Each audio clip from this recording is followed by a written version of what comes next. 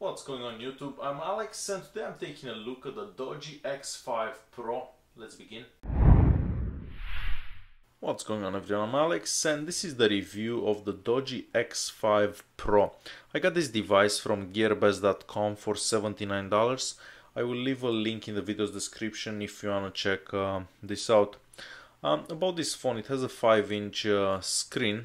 It's a 720p display, so not a bad display. It's at full brightness at this moment.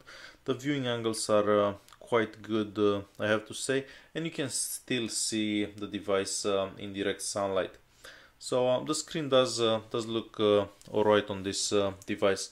This device has a different processor from the Doogee X5. This one has the ability to use 4G, and as you can see, it's connected to a 4G network right now.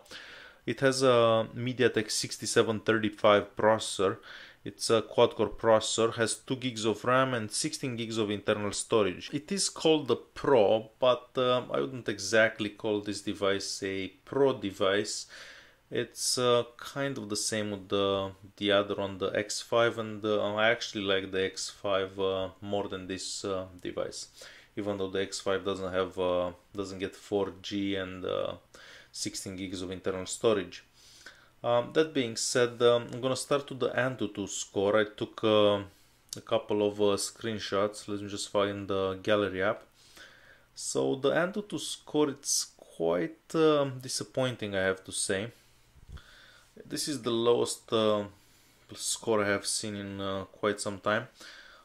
We can see some information about the device here. So the software 5.1 and the screen resolution, the rear camera, which is an 8 megapixel camera.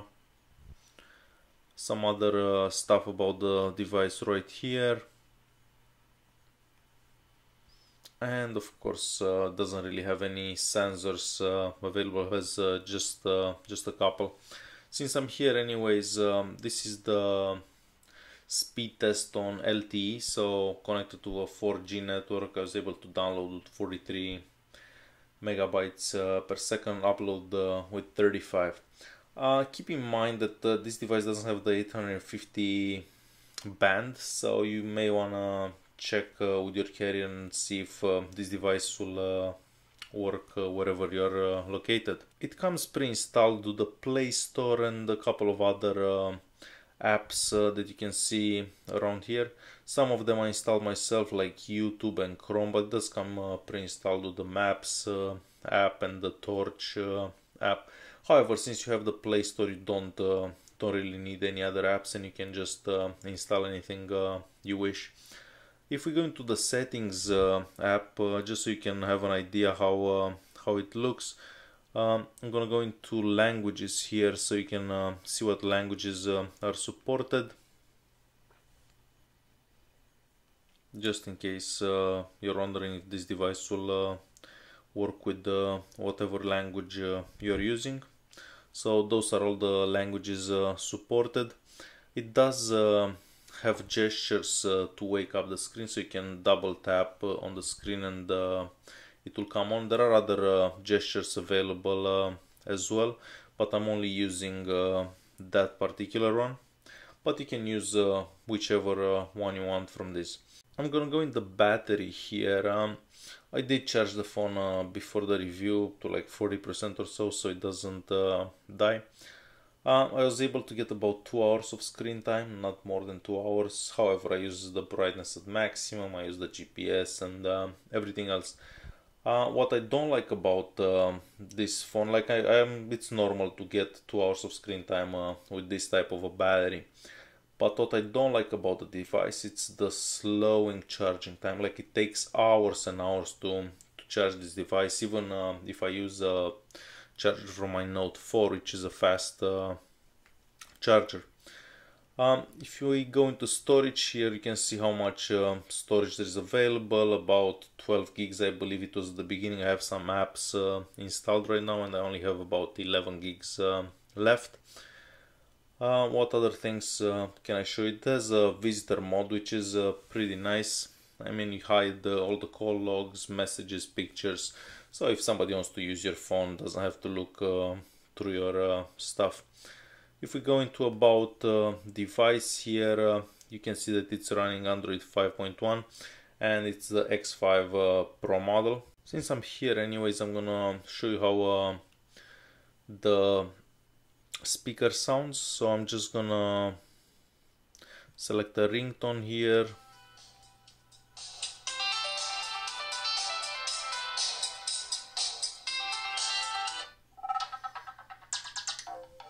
Not the loudest, but it does sound decent. I will start by showing you the flashlight on the back.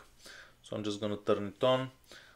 It's not the brightest, but it does a pretty good job while taking pictures to something that's close by. If we go into the multi-touch tester, so you're basically seeing how many spots you can touch the screen at the same time. We get a disappointing 2 spots, so you can touch the screen only in 2 spots, and if you do want to touch it in the 3rd spot, it's not gonna work. That is a bit difficult for gaming, since you're touching the screen in more places at once. The GPS test, keep in mind that we are inside the house, however it does get a fix quite quick outside. And as you can see, it connected to the satellites, and Google Maps works fine on this device. This device doesn't have a compass, so I'm gonna close the app again and open it again, but it doesn't have a compass.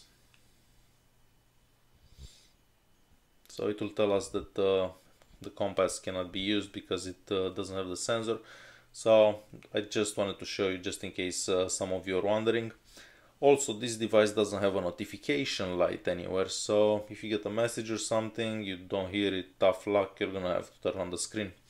Also, the buttons at the bottom here don't light up. If I open the sensor box right here, you can see what sensors are available.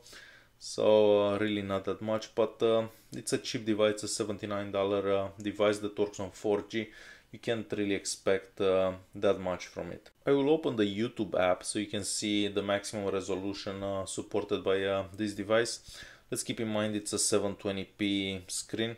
I'm just gonna open one of my own videos. I'll obviously open one with the film the drone.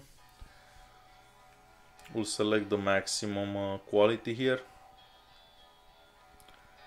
And as you can see, it works okay. I mean, it's not as smooth as it would be on other devices, but let's keep in mind that the quad-core processor that this device is using is not the fastest.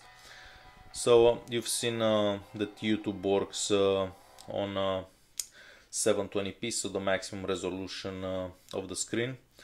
Next I'm gonna open Chrome, and I'm just gonna open a website here. Let me do the globe and mail. I'm just gonna zoom in and out on a website so you can see how fast it zooms in, and so I'm just gonna let it load for a quick second.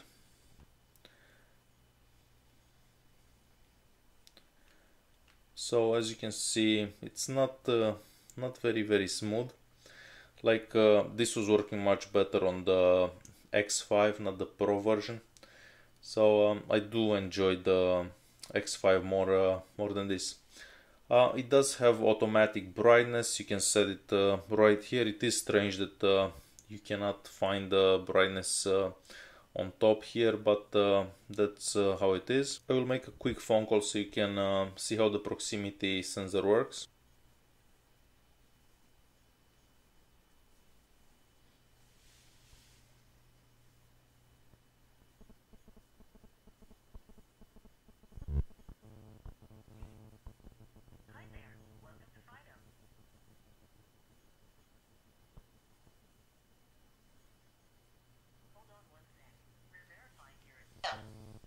Our self-serve menu is a breeze to use.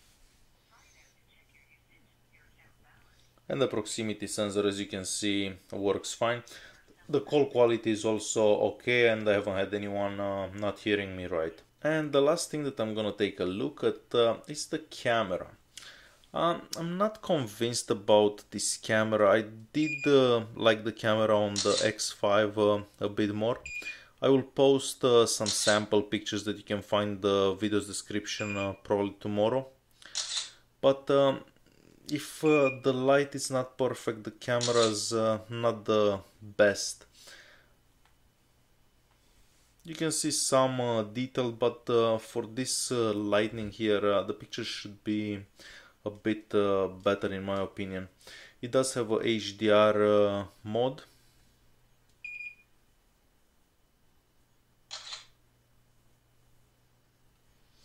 And this is how the picture looks in HDR, but you can see the image is a bit blurry if you zoom in a lot, so not convinced about the camera.